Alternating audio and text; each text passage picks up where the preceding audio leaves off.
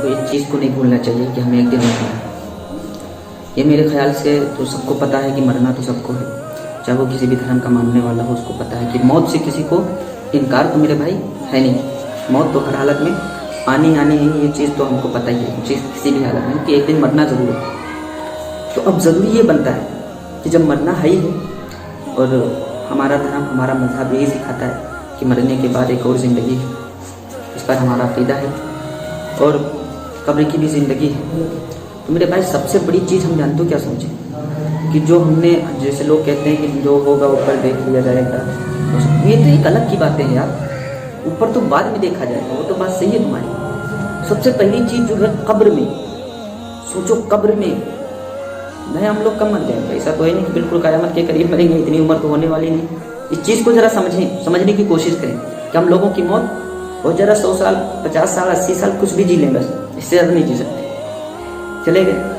तो पता नहीं क़यामत कब आए, अभी तो बहुत वक्त बाकी है भाई, अभी बहुत सारी निशानियाँ बाकी है। और क़यामत आने में बड़ा वक्त, तब तक अजाब लगातार मुसलसल होता ही रहेगा। तो इस चीज़ को हम ज़रा सोचें, अज़ाब कब्र को कभी ना भूलें मेरे भाई। इसीलिए इसको क्या बताया गया कि ये आखिरत की मंजिलों में से सबसे पहली मंजिल क्या है, कब्र है। तो इस मंजिल को हम क्यों भूल रहे हैं, इस मंजिल को हम क्यों नज़रअंदाज कर रहे हैं मेरे भाई। हमारा हिसाब किताब तो मैदान महशर में होगा तो बात की बात है, जन्नत मिलेगी या दोज़ख मिलेगी वो तो बात की बात है। सबसे पहली चीज़ जो है यार, हमको कब्र में जाना है। अल्लाह के नबी ने फरमाया कि जब मैयत को दफन कर दिया जाता है ना, तो वो जैसे ही दफन करके निकलते हैं लोग, थोड़ी दूर पर ही जाते हैं 40 कदम पर, बस उनको जूतों की आवाज़ वो सुनता है, वो जगह दे रहा था, वो जूतों की आवाज़ सुनता है, जाहिरा होता है। अगर वो नेक बंदा होता है ना, तो उसके सिराने नमाज आ जाती है, दाएं तरफ रोज़े आ जाते हैं, बाईं तरफ ज़कात आ जाती है, और क्या कहते हैं उसको, पैरों की तरफ नफिल वगैरह जो तुमने जो ज़िंदगी में जो खैर काम किए थे वो पैरों की तरफ आ जाते हैं। और अजाब को जिधर से भी आना चाहता है सब रोक देते हैं कि भाई मैं नहीं आने दूंगी, मतलब हर तरफ से अजाब को वो खैर के काम तुम्हारे रोकेंगे। तो इस चीज़ों को हम कभी ना बोले कि हमको अजाब कब्र, हम कब्र के अंदर हमको भी जाना है और हमारे साथ क्या हाल होगा। इस चीज़ को हम कब्र के अजाब को छोटा मोटा न समझें। हम सोच रहे होंगे कि सब झेल लिया जाएगा, झेल नहीं पाओगे। पनाह मांग रहे हैं लोग, कब्र के अजाब को तुम समझते क्या हो, क्या समझते हो, खेल समझते हो? मेरे भाई कब्र का अजाब जानना चाहते हो ना, हदीसों को पढ़ो, कुरान को पढ़ो, समझ में आएगा कब्र का अजाब क्या है। तुम खेल समझते हो उसको?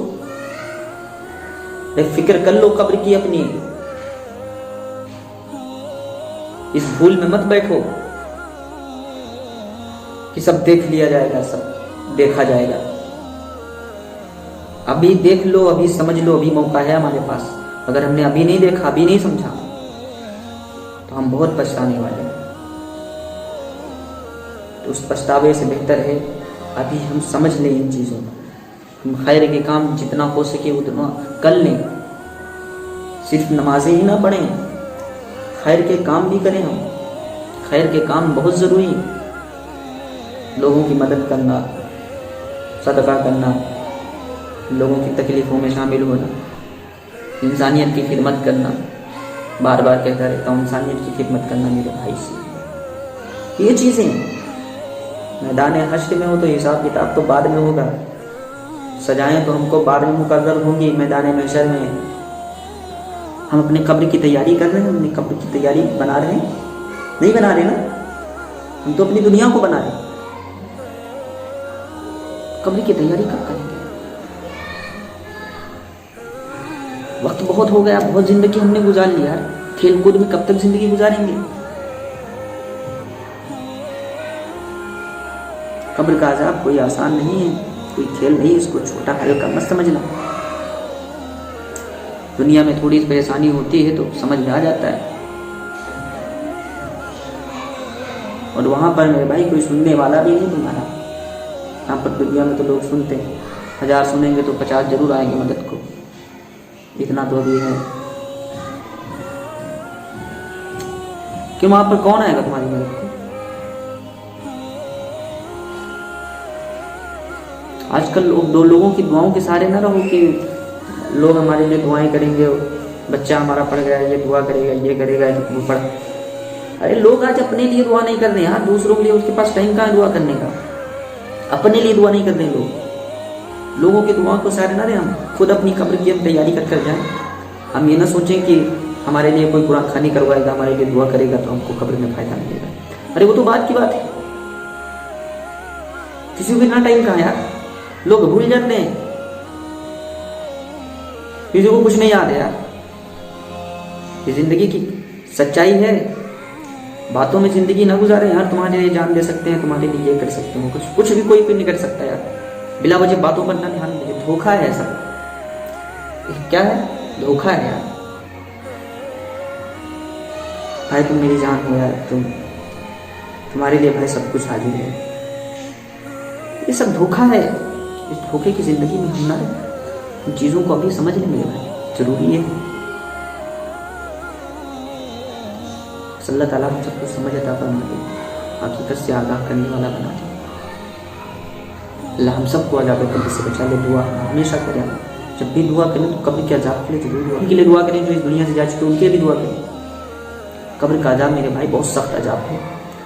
कब्र या तो जन्नत के बागों में से एक बाग है, या तो जहन्नम के गढ़ों में से एक गढ़ा है। कब्र के अज़ाब से बचने की हम फिक्र करें। जब भी रात में सोएं कब्र के अज़ाब के बारे में जरूर सोचें। बहुत खतरनाक अज़ाब है मेरे भाई, बहुत खतरनाक अज़ाब। क़यामत तक मुसलसल होता रहेगा, समझ लो। 2-4 दिन की बात होती है कोई मसला, तो कब तक होता रहे, कब पता नहीं कब क़यामत आएगा। एक लिमिट हो कि हाँ 50 साल के बाद अभी क़यामत आने वाली है, 10 साल के बाद क़यामत आने वाली है, लेकिन कोई लिमिट ही नहीं यार। तो इस चीज़ को हम जरा समझें, फिक्र लेकर। मतलब मेरे भाई जब फिक्र पैदा होगी ना, तभी खैर के कामों की तरफ तुम्हारा दिल माइल होगा, तभी तुम चाहोगे कि हम खैर के काम करें। कि फिक्र अपने दिमाग में बिठा लो, कब्र का अज़ाब बड़ा सख्त अज़ाब। बहुत हो गई ज़िंदगी यार, बहुत तफरीबाजी ज़िंदगी में हो गई, बहुत मक्कारी हो गई, सब कुछ कर लिया है। अब गफलत में ज़िंदगी ना गुजारे, बहुत हमने भी गफलत में ज़िंदगी गुजारी। कब्र के बारे में मेरे भाई सोचा, अब नहीं सोचेंगे तो कब सोचेंगे।